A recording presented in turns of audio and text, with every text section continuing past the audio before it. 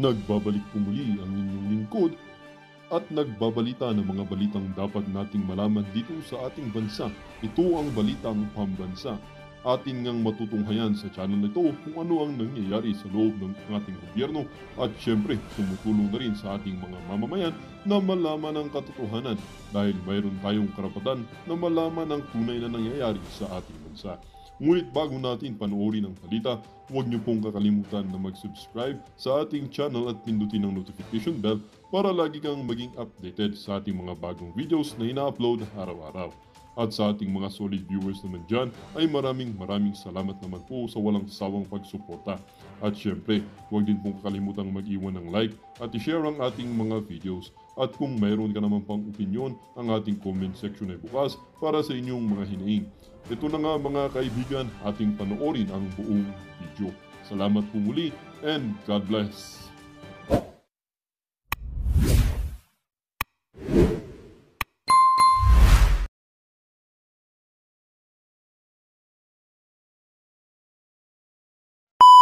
Tanggap na email na kung saan nagpapapromote ho sila ng sugal sa PH Update. Kaso nga mula noong 100,000 subscriber ho tayo, meron na hong nag-o-offer yung mga betting site, hindi talaga natin tinatanggap yan. Pero noong medyo umaangat na ho yung ating subscriber, talagang dumadami ho yung mga nag-o-offer. Diretsuhin ko na, hindi ho tayo magpo-promote ng sugal dito sa PH Update dahil alam ho natin ang damage na maidudulot niyan sa mga malululong diyan sa bisyo na yan. Napakapangit ho talaga mga kababayan. Kagaya na lamang ho nito, $800 kada 100,000 views ho ang in-offer sa atin dito sa PH Update. Pero hindi ho natin tinanggap. Grabe ho kaya pala itong mga nagpo-promote ng online gambling, ha? Yung mga vlogger kaya pala merong mga sports car. Kada 100,000 views pala talagang malaki-laki ho pala ang bigayan dito sa mga dito sa mga betting site. Ayun na nga mga kababayan, ha, malinaw na hindi ho talaga tayo magpo-promote. Kaya wag na ho kayong mag-spam. Yung mga importanteng email, hindi ko natatabunan no pagising mo ng umaga, ang dami mong nag-i-email sa atin ng mga nagpapa-promote ng online gambling. Ito, panoorin ho natin itong makabagbag damdamin na video nitong si Nanay. At naniniwala tayo hindi niya lang ho ngayon ginawa yan. Maging noong mga naunang birthday ni Tatay Digong, parang routine na kada birthday ni Tatay Digong dadalhan niya ng native na manok. Ito, siguro napanood niyo na ho ito, pero panoorin ho natin ng dire-diretso para talagang meron aftershock ang birthday ni Tatay Digong. Ito sinasabi ko sa inyo, isang linggong pag-ibig to. Oh, rekta. Sige, te. Puso natin to, te. Oh. Sige, te. Para asa yan, te? Ay, kanang para sa birthday ni... Para ihatag na ko kay Puan, sir. Tatay Digong? Opo. Oh. Tay, may Grabe, manok ka dito tayo. Bisaya, tay. Kada Sarap, birthday oh. niya nga ako siya ginahatagan. Oh. Karon lang nga birthday, ma'am, na wala pa siya diri. Ano kay tatay? Yung... Ma'am? Ano po?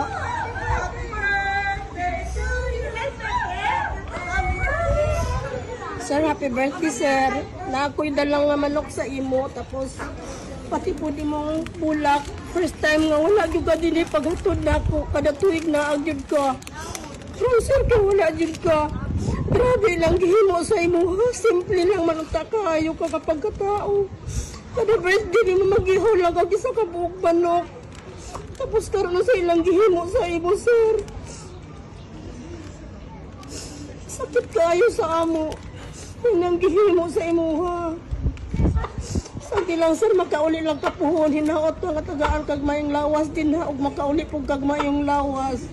Daghang kayong salamat sir sa imong tabang sa amo. Ayun na pala ho mga kababayan, doon na ho pala magtatapos ang video nitong sinunod.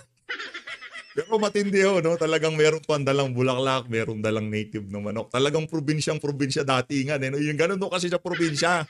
Ganon yung pinagririgalo. Wala hong dyan. Kumbaga, kung ano ang alaga mo, yun ang bibit-bitin mo pagka merong birthday celebration, ika nga. Ito mga kababayan, rekta ho tayo dito dito sa pinaka-latest na survey. Naku, matindi ho ito mga kababayan. Siguro maliwanag pa ho sa sikat ng araw na yung ginawang pagkidnap dito kay dating Pangulong Rodrigo Duterte at kagyat pinadala dyan sa ICC, hindi ho nagustuhan yan ng ating mga kababayan. Matindi-tindi ho ito Ika nga, itong pagsadsad ng approval rating na itong si Marcos Jr., unprecedented kung tawagin. From 33%, naging 19% na lang ho ngayon ang kanyang approval rating. 57% disapproval. Habang itong si Vice President Sara Duterte, from 37%, naging 42% na ho siya ngayon. 37% anak ng to. Palakpakan ho muna tayo mga kababayan. So ngayon, at least maliwanag na sa sikat, maliwanag na sa utak nitong mga tao diyan sa Malacanang kung bakit kaliwat kanan yung mga nagsusulputang rally para makapagpakita ng suporta dito kay dating Pangulong Rodrigo Duterte. Yan ho, kung di ho tayo nagkakamali, kinandak yung survey na yan dito pa lang sa ating bansa. Di pa ho kasama yung mga kababayan nating OFW, ika nga. Dapat ho magsagawa rin ng separadong survey para talagang malaman natin ang pulso ng ating mga kababayan na nasa loob ng Pilipinas at mga nasa labas ng Pilipinas. Yung mga kababayan nating OFW, kung anong masasabi nila dito sa ginawa ng administrasyon ni Marcos Jr. na pagkidnap kay Tatay Digong o sa pilitang pagkuha kay Tatay Digong at pagpapadala sa kanya diyan sa ICC. Palakpakan ho tayo mga kababayan, talagang dumarami na ang namumulat sa ating mga kababayan kung anong klaseng panluloko ang ginagawa nitong si Marcos Jr. Ito naman rekta ho tayo sa pag-alagwa ng ating mga kandidato, ika nga, sa 2025 midterm election, senatorial election. Ibang klase ho ito mga kababayan. Itong si Congressman Rodante Marcoleta, pasok na ho sa Magic 12, palakpakan. Ibang klase ho yan.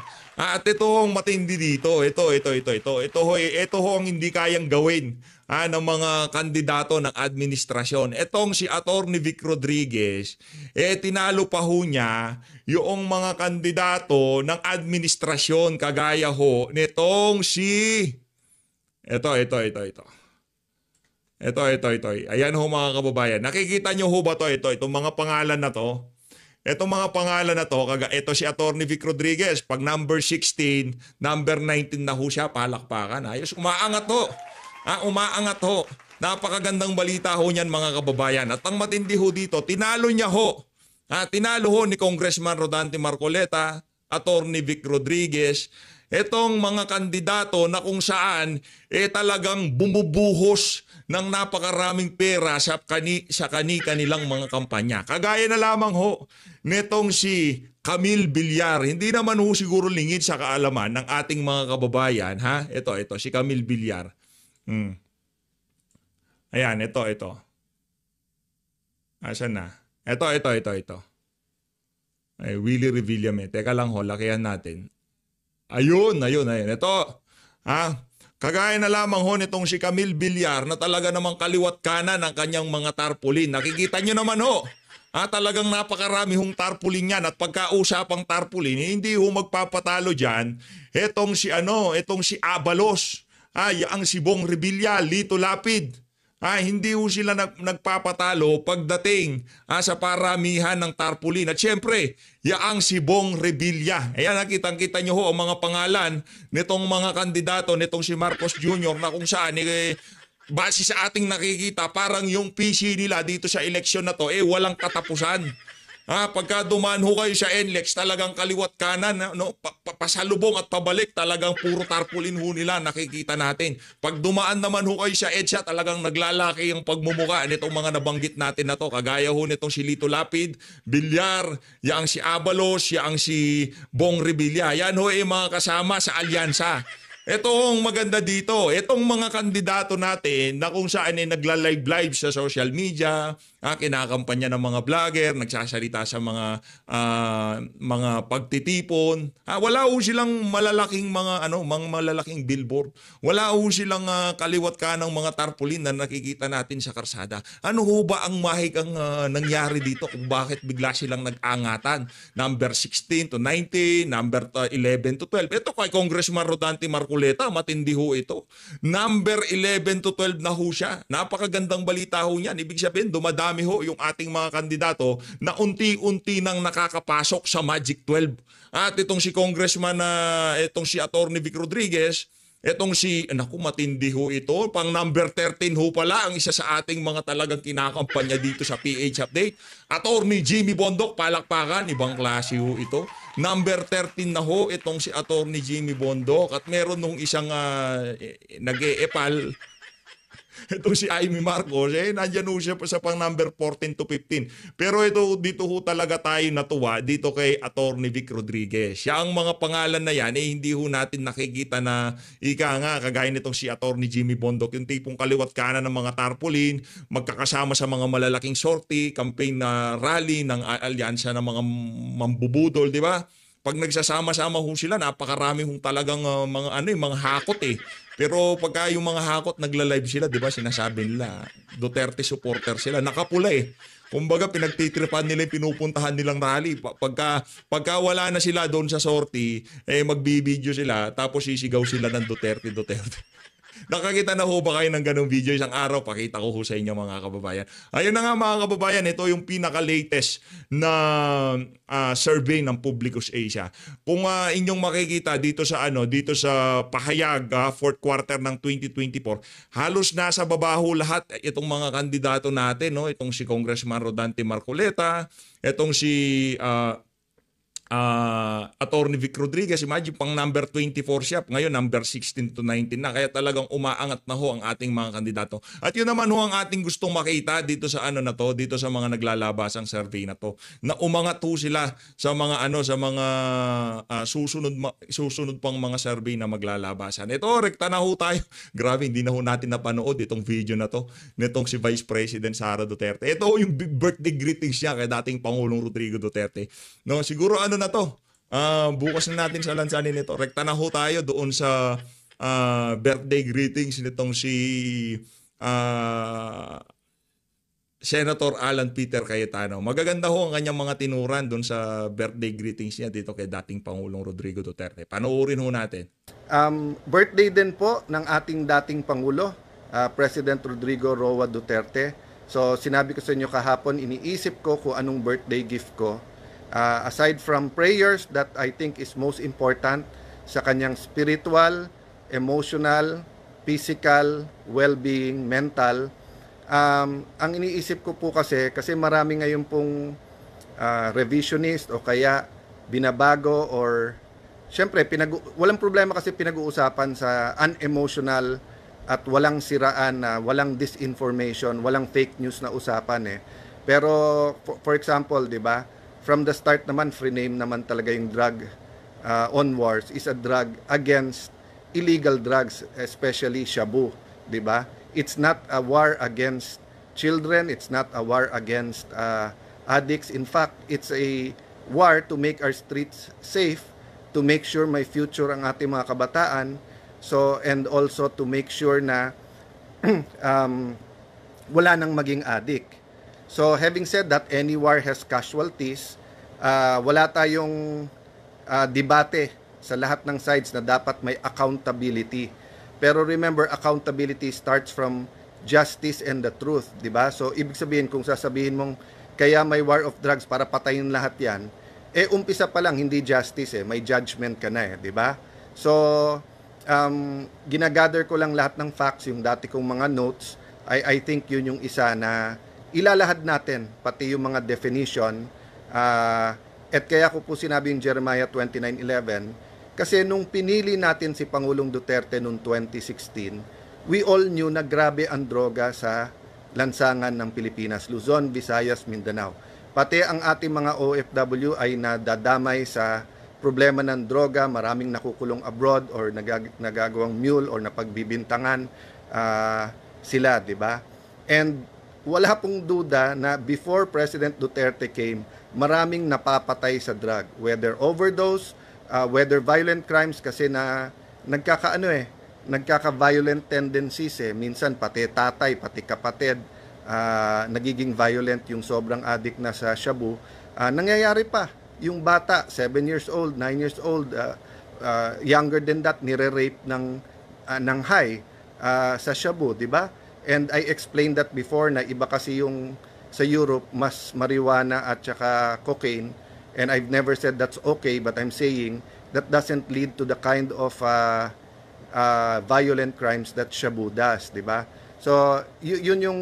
So, nilalahad ko lang po bakit ko po sinasabi yung Jeremiah 29:11 tonight. First, kasi sa proclamation rally ni Lani, in the early 80s, in the late 90s, and in 2010, nagdesisyon ang Taguig ng direction. Kaya kung ano man makikita nyo sa BGC, McKinley, sa SM Ora, sa Arca South, sa Lakeshore, sa ngayon sa Embos, di ba? That is because of choices we made.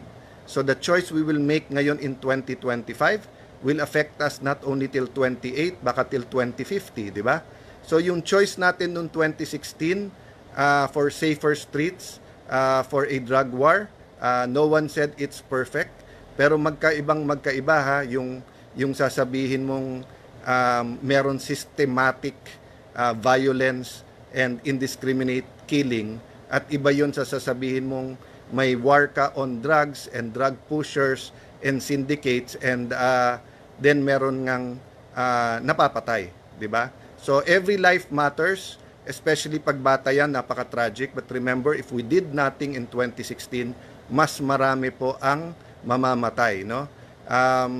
So sa pagbati natin ng birthday, let's pause and say a short prayer together. Lord Father God, Holy Father, we just lift up to you our country, Lord. We know you love each and every Filipino, Lord, especially the OFWs who nalayo sa pamilya, Lord, who are sacrificing not only for their family but for the nation. Lord, sa Luzon, Visayas, Mindanao, give us peace and peace of heart and mind that can only come from you, Lord God. Help us to be sensitive to the Lord Holy Spirit, to be led by the Lord Jesus Christ.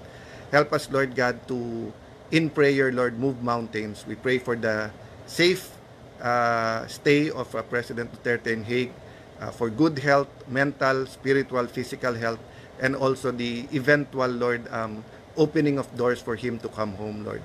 We pray for accountability, but we ask that we be able to do that as Filipinos, Lord, in the right venue, which is in the country. Strengthen our country, Lord, and kung ano man ang pagkakaiba namin lahat bilang Pilipino, Lord, we just come to you. In Jesus' name, amen. Amen. At salamat po sa mga kapatid natin from other religions in joining us. So I just wanted to say hi and ask you guys to help me, one, in coming up with our next topic.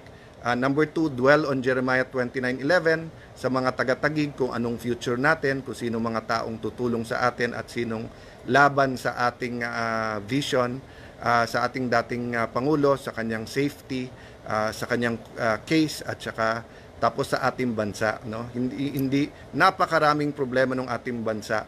Pwede tayo mag-multitask, but syempre, yung urgent at important kailangan natin tugunan.